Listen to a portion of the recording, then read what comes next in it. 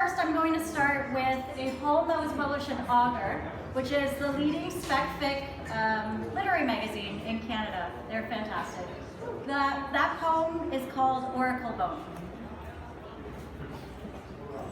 If written with a writerly slant, the word tien can be misinterpreted as almost human. Take an old seal, stand it on its head, soft and sweet. Ask yourself, what growth do you discover? Locate its roots.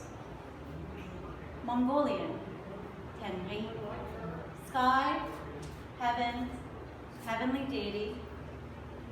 Tibeto-Burman, Talen, Talian, sky, sky. Chinese, Tian, summit, mountaintop, top of the head. Neda, tin, sky. Cloak it in petrichor. Craft a prayer ritual to harvest it from the sky. Pluck it, prod it, pummel it into a pulp. Forget that you are twine.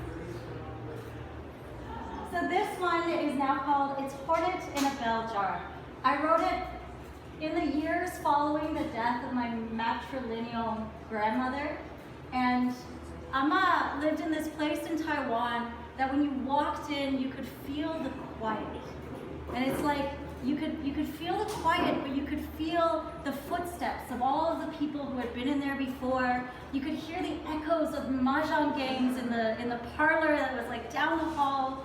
You could feel like the coolness of the tatami in the children's room where we would pretend to play mahjong while the parents laughed and gambled and played on the other end of the hall. So this is Hornet in a Bell Jar. Our minds are one mausoleum of cherry wood, ivory, and stone, dusk lit by those who came before us.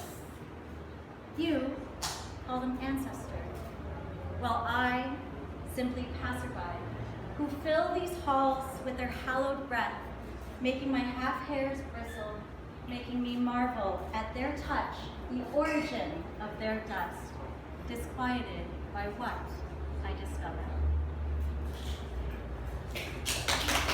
A big chunk of my work does deal with interventions of history and moving through space as we are in this very colonial landscape.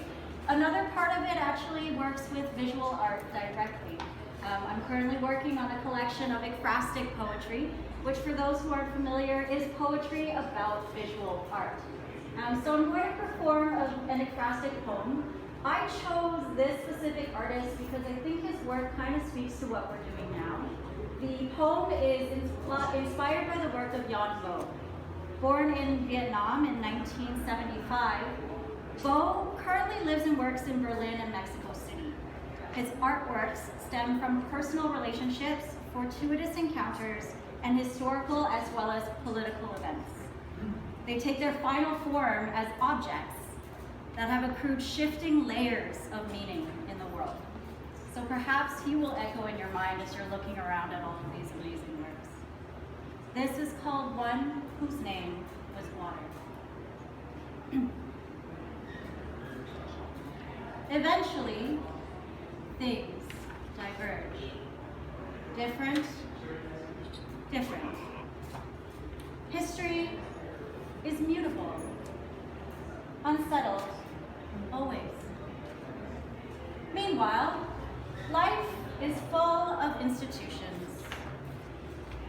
Conceptually, theoretically, ultimately, socially. Perhaps that's the point.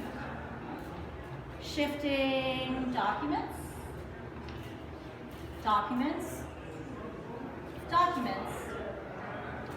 from institution to institution, remarkable until